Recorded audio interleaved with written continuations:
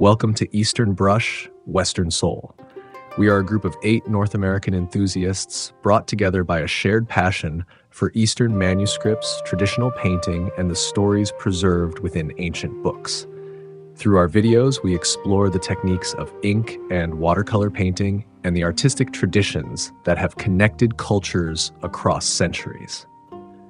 Recently, we discovered that many younger viewers have also joined us on this journey. To celebrate their curiosity, we created a special playlist, Hands-On Eastern Arts and Crafts, featuring fun and creative projects to help make summer days even more enjoyable. Today, we invite you to slowly unroll an extraordinary hand scroll from the collection of the National Palace Museum in Taipei, the 100 Buddhas Paying Homage Scroll, traditionally attributed to the great northern song painter Li Gonglin. Despite its title, the scroll does not depict 100 seated Buddhas. Instead, it reveals a serene world inhabited by the 16 Arhats, heavenly guardians, attendants, donors, and auspicious animals, all surrounded by ancient pines, weathered rocks, lotus ponds, and quiet forests. Here, sacred figures are not placed within magnificent heavenly palaces, but among mountains and streams, beneath old trees and beside tranquil waters. Monkeys wander through the woods, cranes stand in stillness, deer graze peacefully, while dragons and tigers silently watch over the scene. More than a religious painting, this hand scroll embodies the poetic spirit of Song Dynasty literati culture. Through elegant ink lines and the contemplative beauty of nature, it presents a world where spirituality and the natural landscape exist in perfect harmony.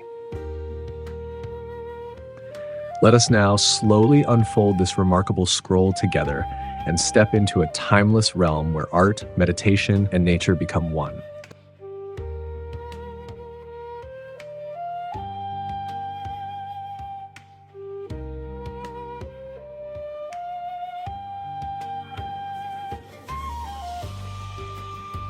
As the hand scroll begins to unfold, we are drawn into a quiet world far removed from earthly distractions.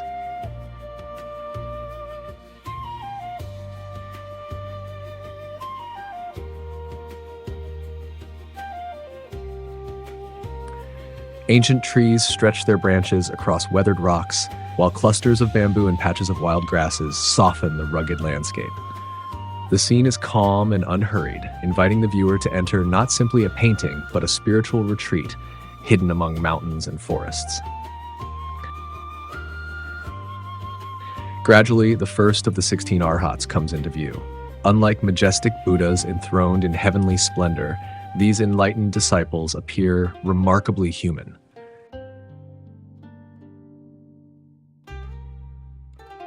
Some sit in contemplation, others converse with their companions. A few stand quietly lost in meditation, while others seem absorbed in philosophical discussion. Their expressions are vivid and individualized, revealing wisdom, compassion, and tranquility. Beside them stand attendants and guardian figures, ever watchful yet never imposing. Heavenly kings and protectors accompany the assembly, serving as reminders that the Buddhist world encompasses both serenity and strength.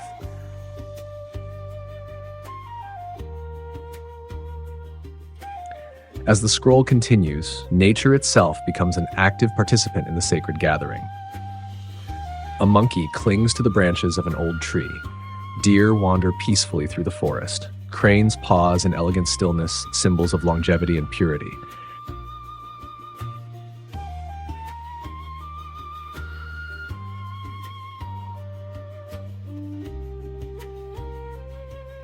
Tigers appear with quiet dignity, while dragons emerge among swirling clouds, embodying the mysterious forces of the universe. The supernatural and the natural coexist effortlessly. No boundaries separate the spiritual realm from the world of mountains, trees, and living creatures. Moving further along the hand scroll, we encounter scenes of offering and devotion. Attendants and donors respectfully approach the holy assembly, bringing gifts and expressing reverence.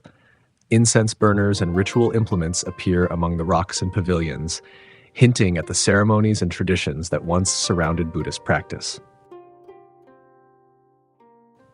Yet the atmosphere remains surprisingly intimate. Rather than emphasizing grandeur or divine authority, the artist presents a world imbued with quiet humanity. The sacred figures inhabit the landscape as naturally as the birds and animals around them. The mountains become temples, and the forests themselves seem to breathe with spiritual presence. This harmony between humanity and nature reflects one of the most distinctive ideals of Chinese literati culture.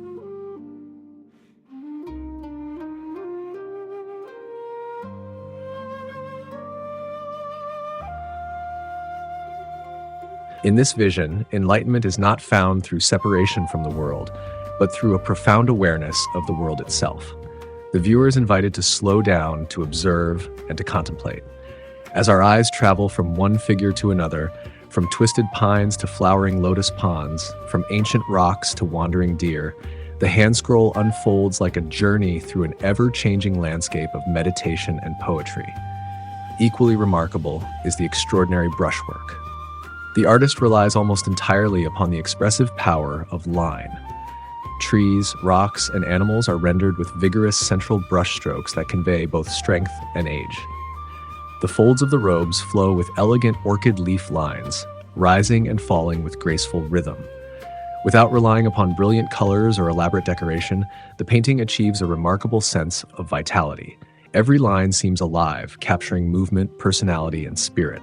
Though centuries have passed since this scroll was created, its world remains astonishingly fresh. The sages still converse beneath ancient pines. Cranes continue to stand beside lotus ponds.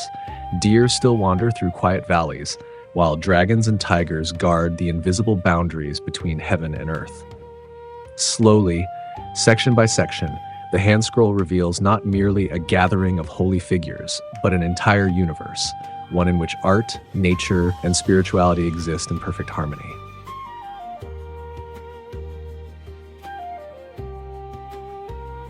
As the final section of the Handscroll comes into view, our journey through this remarkable world slowly draws to a close.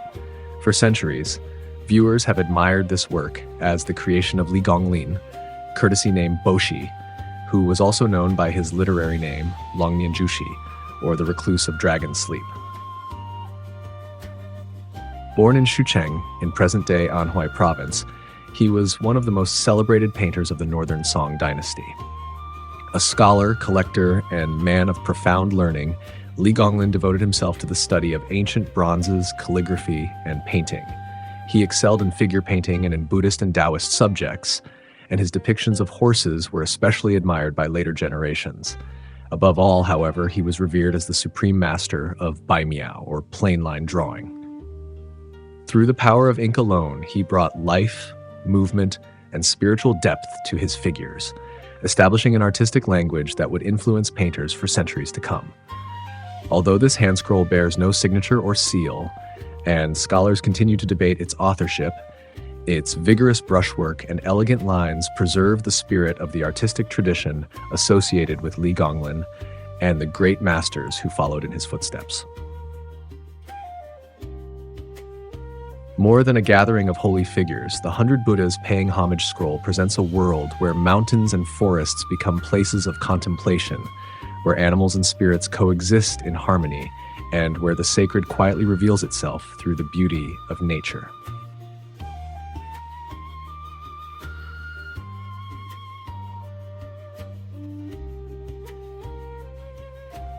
Nearly 1,000 years later, these lines of ink still speak to us.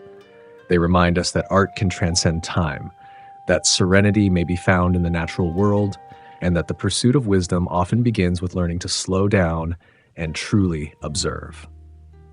Thank you for joining us on this journey through one of the treasures of Chinese painting. Until next time, this is Eastern Brush, Western Soul. May the spirit of the brush continue to connect East and West, past and present.